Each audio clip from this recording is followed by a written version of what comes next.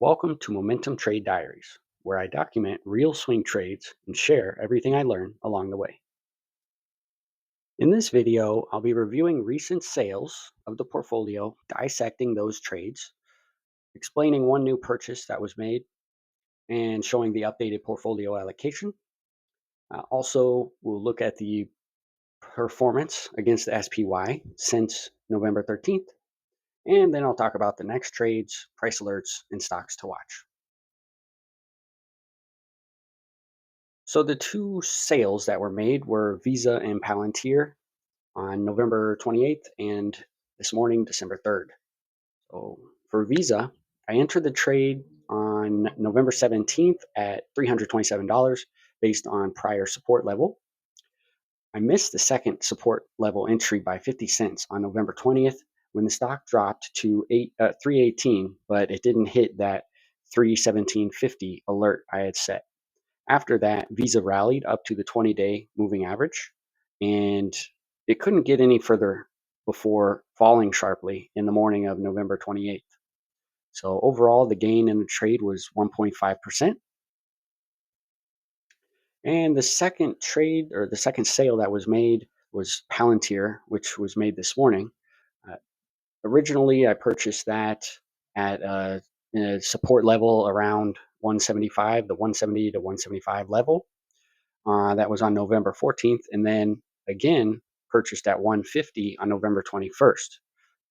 Price rallied above the 20-day moving average and appeared to reverse on December 2nd and the morning of December 3rd. So I sold that on the morning of the 3rd after it dropped about half a percent or percent below the 20-day moving average. And we'll see now it looks like it might be closing above the 20-day moving average. So I might re-enter the trade if the price continues above the 20-day moving average if I have the cash available in the portfolio. But overall, the trade gain was 10% with an average cost of $160.81 and a sale at $169.69. So looking back, maybe I was lucky that the price rallied after hitting 150, but the part of this trade that was not luck was the execution of the trading rules. Following the trading rules led to this 10% realized gain in this case. Now for breakout purchases, I made one purchase in Tesla on November 28th at $430.17. So if we take a look at Tesla, it broke above the 20-day moving average on the 28th with the ADX, RSI, and PPO all signaling a move higher momentum. And also, Tesla's relative strength against SPY has improved since the November 21st low. You can see here the relative strength against SPY has been moving up, and the RSI has also been it's crossed over the 20-day moving average, and it's also moving up above 50. And the PPO here had a cross on the day that I bought it on the close of the 28th. So far, this is looking good. I think Tesla could test the 470 and 474 highs from October and possibly break through to new all-time highs. But the market doesn't care what I think. So I have a stop loss placed a little below the 20-day moving average in case I'm wrong. Another point is I only purchased one share because I didn't have very much cash available. But if I had more cash available, then I probably would have added more to this purchase. Okay, so moving on from there, we can see the updated portfolio allocation. Still about 50% of the portfolio is in the domestic index ETFs, and the rest is split evenly between the focused ETFs and the individual stocks. Largest holding of ETFs is the SVIXY, MAGS, and Gold. And the largest individual stocks are still Meta, Reddit, and SoFi. Cash moved up from 0% to 3%, so I'll be looking for purchases possibly this afternoon. And one more look at the portfolio in detail before I discuss the next purchases I'll be making and what price levels I'm looking for. So you can see here the largest gains in the portfolio come from Vertiv Holdings at 16% currently gain, and Coinbase is also sitting at a gain of about 14.5%. And then also on the focused ETFs, we have the semiconductors ETF currently holding an 8% gain. The largest losses are from MicroStrategy and Microsoft. Um, Microsoft had some bad news come out this morning, and that dropped it down. But I think that might be a temporary reaction, so I'm hoping that that'll turn back around. We'll see what happens. But overall, the combined realized and unrealized gain is a positive 2.3% over the past 3 weeks. So you can also see that cash is currently sitting at about $1,500.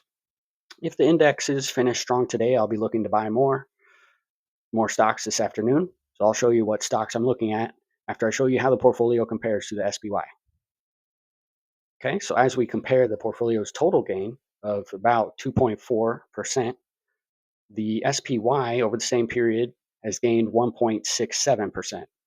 So it's still early in the portfolio's life, but it's nice to see a lot of green on the screen.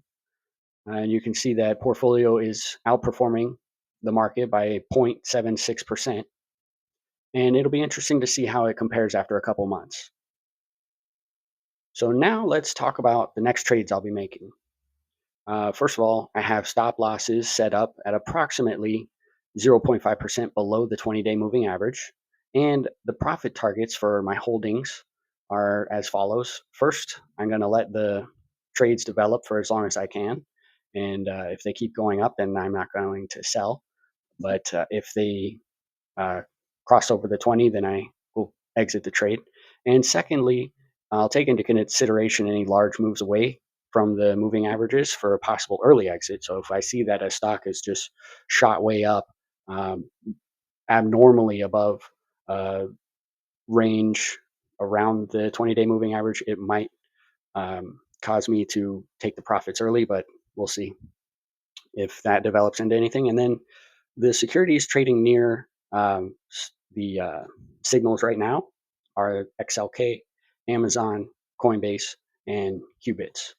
So at this point, as long as the SPY continues the uptrend, I want to find stocks that are currently outperforming SPY since the most recent low on November 21st. That way, I'll have a better chance of beating the market if the upswing continues. So the stock's relative strength against SPY since November 21st is going to be very important when I choose a stock to buy. All right, the first stock I'm looking at is XLK. We can see that it's currently trading just above the 20-day moving average, and we have a crossover on the PPO, the RSI, and the relative strength does look like it's moving up against the SPY, and it's currently sitting right around that 20-day moving average of the relative strength. So I'll be contemplating where this sits at the end of the day to see if I may want to make an entry on the ETF. The next stock I'm looking at is Amazon. Notice that the low in late November was actually above the low in October, and the relative strength line against the SPY also shows a higher low between the two bottoms. If the stock can move above the 20-day moving average, chances look good that it will make a new high at or above the $258.60 level. Next is Coinbase. Coinbase, you can see, has dropped off significantly since October, but right at the November 21st low, it's shot up and it's now testing that 20-day moving average. And we can see that compared to the SPY, it's actually outperforming and approaching the 20-day moving average of that indicator. Also, we have crossovers on the RSI above the 20-day moving average and the PPO. So this could be a very strong stock moving forward if the uptrend continues. Okay, and the last stock I'll be talking about is Qubits or D-Wave Quantum Inc. So Qubits' relative strength against the SPY doesn't look as good from the November 21st low, but the stock has had very strong upswings in the past. So we can see that back in September, the stock went way up to 46.75, and then also back in May, the stock also had a huge jump that followed by a long consolidation. So, if the stock can trade above the 20-day moving average, momentum could send this stock a lot higher. On the other hand, the stock has lost 60% since its high in October. And that's a lot of selling pressure to overcome. As much as I would love this stock to break above the 20-day and retest the $46.75 high, I think any rally above the 20-day will be short lived. And I expect the stock to trade in a range for a few weeks to a few months. That doesn't mean that I won't take a trade if a signal happens, but just as we look back, we can see that after that huge run up in May, the stock traded sideways from the end of May all the way to the beginning of September. And so now, as we look at that last high that was made in October, it's only been about a month and a half. So that's why I'm thinking it might take longer for this pattern or this consolidation to develop until we really see that next jump up on qubits if it does. And with that, I have one question for you. Does technical analysis work in the stock market? That is the question I will be trying to answer as I document my swing trading strategy in real time. I think technical analysis does work to outperform the market if used correctly. But what does that mean? How can we use it correctly? We need trading rules. We can't follow technical analysis blindly. If we get a false signal, we need to get out of the trade quickly to minimize our losses. But if the signal proves to be valid, then we need to let the trade develop and hold the stock for as long as possible. This can prove to be difficult, especially when you're in a winning position that starts to turn against you. Your fear may cause you to exit the trade early. It seems that only after you sell will the stock continue its climb higher, unfortunately, without you. I use trading rules to determine when I will enter a trade and when I will exit a trade. I also use rules to determine how much money I'll risk in any trade. By having these rules, I reduce the chance of an emotional decision getting in the way of my profits. Some technical analysis indicators I use are moving averages, support and resistance zones, the MACD, RSI, and ADX. I'll talk more about these indicators in later videos, but I believe these indicators give me an edge. I created this channel to find out. Hopefully you've made it to the end. Thanks for watching. Leave a comment if you have any questions or ideas. Stay tuned for my next trading update next week as I test the hypothesis that timing the market with a momentum strategy will outperform the market over the long term.